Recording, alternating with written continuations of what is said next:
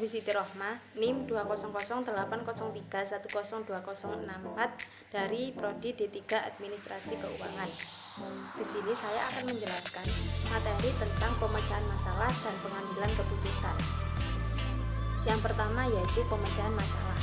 Pemecahan masalah adalah suatu proses terencana yang perlu dilaksanakan agar memperoleh penyelesaian tertentu dari sebuah masalah yang mungkin tidak didapat dengan segera. Proses atau tahapan pemecahan masalah antara lain yaitu yang pertama, memahami masalah. Untuk memahami suatu masalah yang harus dilakukan adalah pahami bahasa atau istilah yang digunakan dalam masalah tersebut, merumuskan apa yang diketahui, apa yang ditanyakan, apakah informasi yang diperoleh cukup, kondisi atau syarat apa saja yang harus terpenuhi, nyatakan atau tuliskan masalah dalam bentuk yang lebih operasional sehingga mempermudahkan untuk dipecahkan. Yang kedua yaitu merencanakan pemecahan.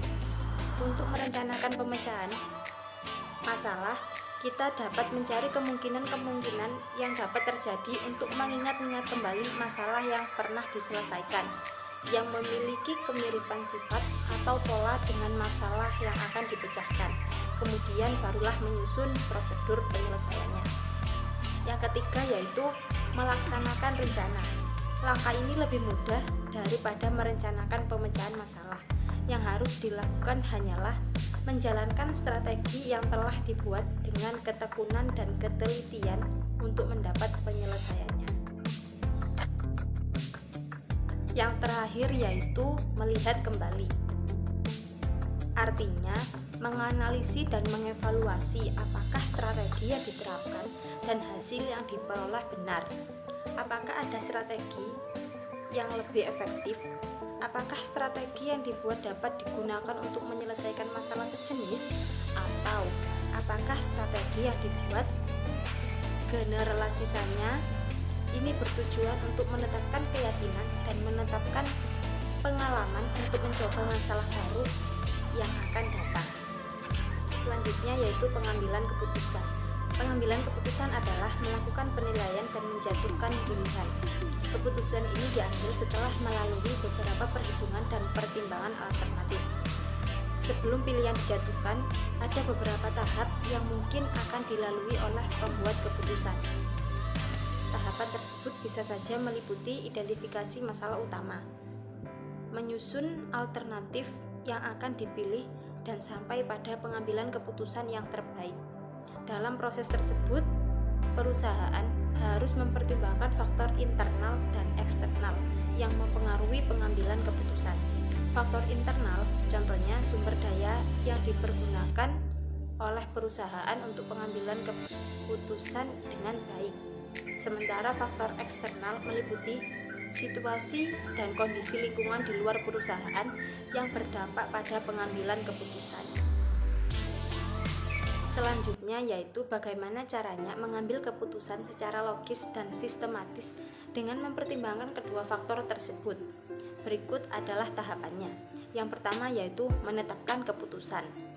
Sebelum memulai, Anda harus memastikan bahwa keputusan yang diambil realistis, dapat diukur, dan dilaksanakan sesuai waktu yang diharapkan.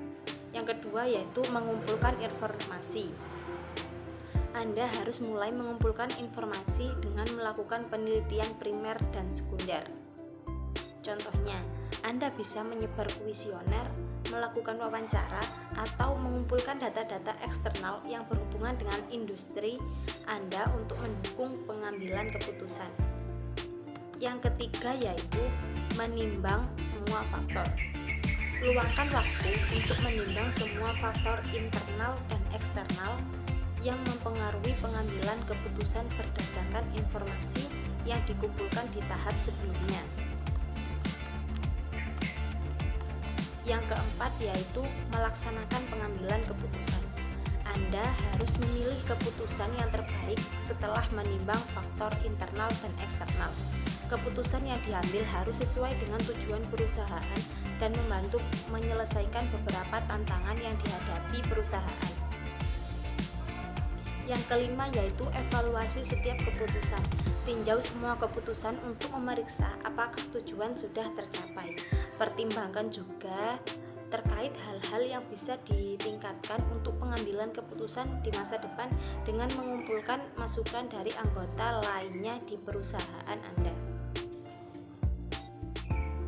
Berikut contoh pengambilan keputusan.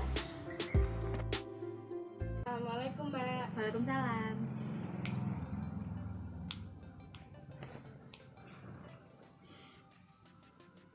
Kenapa, Mbak? Aku lagi pusing ini, Mbak. Pusing kenapa? Kan saya punya perusahaan, terus di perusahaan saya itu ada konflik. Konflik apa, Mbak? Karyawan saya pada demo, Mbak, di depan kantor. Gara-gara mereka merasa dipermalukan semena-mena terkait dengan kebijakan yang saya ambil mengenai perhitungan gaji di perusahaan saya. Terus akhirnya saya melakukan PHK besar-besaran, Mbak. Memang sih saya belum memberitahukan kebijakan ini kepada karyawan saya, karena saya juga kurang berkomunikasi dengan mereka. Walah, jadi gitu ya Mbak konfliknya. Iya, Mbak, saya pusing ini gara-gara konflik ini, Mbak. Apa Mbak ada saran? Kalau saranku ya Mbak, seharusnya kamu bisa membaca pikiran atau keinginan para karyawannya. Kamu juga harus sering berkomunikasi langsung dengan para karyawan sehingga tidak terjadi miscommunication. Dengan begitu, kamu dapat mengetahui bagaimana sifat dan keinginan para karyawannya tersebut.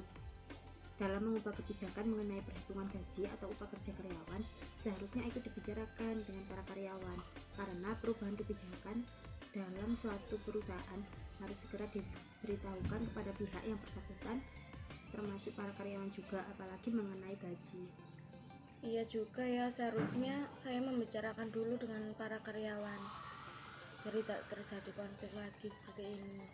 Makasih banyak ya Mbak sudah mengasih saran. Iya, sama-sama Mbak.